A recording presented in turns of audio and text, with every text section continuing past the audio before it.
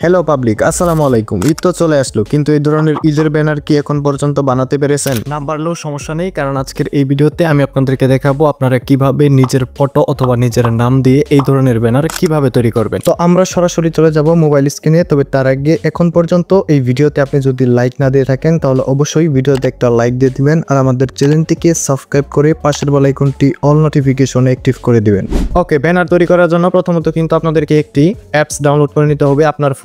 So অ্যাপসটি পেয়ে যাচ্ছেন হচ্ছে প্লে স্টোরে। জাস্ট এখান থেকে প্লে স্টোরটাকে ওপেন করে দিবেন। ওপেন করে দেওয়ার পরে এখান থেকে সার্চ বক্স পেয়ে যাবেন। জাস্ট এখানে আপনি লিখে দিবেন ঈদ মোবারক পোস্টার। জাস্ট এটা লিখে আপনি যখনই সার্চ করে দিবেন এই যে এই অ্যাপটা চলে আসবে। জাস্ট এই অ্যাপসের লোগোটা আপনি দেখে নিন। তো এই অ্যাপসটা আপনি আপনার ফোনে ডাউনলোড করে নেবেন এবং তারপর এখান থেকে এই অ্যাপসটি আপনি ওপেন করে দিবেন। ওপেন করে দেওয়ার পর আপনাদের মাঝে ঠিক এরকম একটা ইন্টারফেস চলে আসবে। সো এই অ্যাপসটা যেহেতু আমরা ফ্রিতে ব্যবহার করছি, তাই সেক্ষেত্রে এখানে কিন্তু অনেক অ্যাড চলে আসবে। জাস্ট এই অ্যাডগুলো আপনি এখান থেকে কেটে দিবেন। সো অ্যাডগুলো এখান থেকে কেটে দেওয়ার পর এখান থেকে দেখতে পাচ্ছেন এখানে কিন্তু বেশ কিছু পোস্টারের আইটেম আছে। জাস্ট এখান থেকে যেগুলো ফ্রি সেগুলো আপনি এখান থেকে আপনার ফটো অথবা আপনার নাম দিয়ে কিন্তু তৈরি করে নিতে পারবেন। এখান থেকে দেখতে পাচ্ছেন ঈদ উল ফিতর। জাস্ট আমি এটাতে ক্লিক করে দিব। এটাতে ক্লিক করার পর এখান থেকে দেখতে পাচ্ছেন আমার কিন্তু একটা অ্যাড চলে আসছে। জাস্ট এই অ্যাডটাকে দেখে এখান থেকে ক্লোজে ক্লিক করে দিব। তারপর এখান থেকে দেখতে পাচ্ছেন ঈদ উল ফিতরের অনেকগুলা টেমপ্লেট অথবা পোস্টারের আইটেম কিন্তু এখানে চলে আসছে। জাস্ট এখান থেকে আপনি এই যে যেগুলাতে দেখতে পাচ্ছেন প্রিমিয়াম, জাস্ট এইগুলা বাদে আপনি এখান থেকে ব্যবহার করতে পারবেন। সো আপনি নিচে আসবেন, আসার পর এখান থেকে আপনার যেটা পছন্দ ফ্রি জাস্ট এটাতে আপনি ক্লিক করে দিবেন। সো এইখান থেকে আমি একটা খুঁজে নিচ্ছি।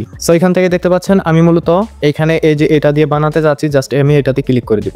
এটাতে ক্লিক করার পর একটু লোডিং নিবে। অবশ্যই কিন্তু আপনার ফোনে ইন্টারনেট কানেকশন থাকতে হবে। সেই রকম একটা অপশন চলে আসবে। জাস্ট এখান থেকে আপনি আপনার ফটোটা এখান থেকে সিলেক্ট করে দিবেন। সো এখান থেকে দেখতে পাচ্ছেন গ্যালারি, এটাতে আমি ক্লিক করে দিব। এটাতে ক্লিক করার পর এখান থেকে আপনি আপনার যেই ফটো দিয়ে এরকম পোস্টার তৈরি করতে চাচ্ছেন জাস্ট সেই ফটোটা এখান থেকে সিলেক্ট করে দিবেন। ওকে, এখানে দেখতে পাচ্ছেন আমি কিন্তু আমার একটা ফটো সিলেক্ট করে দিয়েছি। জাস্ট এখান থেকে গ্রুপে ক্লিক করে দিব।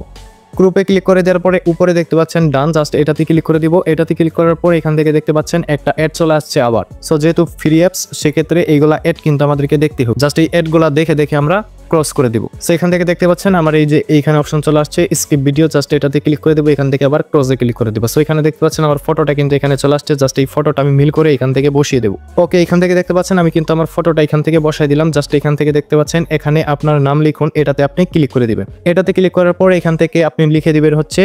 সো এখান থেকে দেখতে পাচ্ছেন আমি কিন্তু এখানে লিখে দিচ্ছি হচ্ছে শুভেচ্ছান্তে। জাস্ট এখান থেকে আমি এখান থেকে মাইনাস চিহ্ন দিয়ে দিলাম। তারপর এখান থেকে আমি আপনার নাম লিখে দিলাম। আপনারাও আপনাদের নাম লিখে দিবেন এইভাবে। তারপর এখান থেকে ডানে ক্লিক করে দিবেন। ডানে ক্লিক করে দেওয়ার পর এখান থেকে দেখতে পাচ্ছেন শুভেচ্ছান্তে শাহিন, এটা কিন্তু হয়ে গেছে। জাস্ট এখান থেকে দেখতে পাচ্ছেন এখানে আপনার পদবী ঠিকানা লিখুন। জাস্ট পদবী ঠিকানাতে ক্লিক করে দিবেন। তারপর এখান থেকে আপনি কি করেন সেটা এখান থেকে লিখে দিবেন। সো এখান থেকে দেখতে পাচ্ছেন আমি যে কোনো একটা লিখে দিলাম। তারপর এখান থেকে ডানে ক্লিক করে দিব। তারপর এখান থেকে দেখতে পাচ্ছেন আমার কিন্তু এই ব্যানারটা তৈরি করা হয়ে গেছে নিজের ছবি এবং নিজের নাম দিয়ে। জাস্ট আপনারা যদি চান যে এখান থেকে আপনি সেভ করবেন, জাস্ট এইখান থেকে দেখতে পাচ্ছেন সেভ। আবার যদি চান যে আমি এখান থেকে আমার এই ফটোটা পছন্দ হয় নাই, আমি অন্য ফটো নিব, তারপর এখান থেকে এড ইমেজে ক্লিক করে আপনি আরেকটা ফটো এখান থেকে কিন্তু অ্যাড করে নিতে পারেন। তারপর সবকিছু যখন আপনার ঠিক হবে তখন জাস্ট এখান থেকে সেভে ক্লিক করে দিবেন। সেভে ক্লিক করে দেওয়ার পর আবার কিন্তু একটা অ্যাড চলে আসবে। জাস্ট অ্যাডটা দেখার পর ক্রস করে দিবেন এবং তারপর এখান থেকে আপনি দেখতে পারবেন আপনার যে ফটোটা আছে সেটা কিন্তু সেভ হয়ে গ্যালারিতে চলে গেছে, বা আপনি যে ব্যানারটা তৈরি করলেন সেটা কিন্তু গ্যালারিতে চলে গেছে। সো এইভাবেই মূলত আপনি কিন্তু এই ঈদে আপনার নিজের ফটো এবং নিজের নাম দিয়ে ব্যানার তৈরি করে নিতে পারেন। সো এই ছিল মূলত আজকের এই ভিডিও। দেখা হবে পরে কোনো ভিডিওতে। আল্লাহ হাফেজ।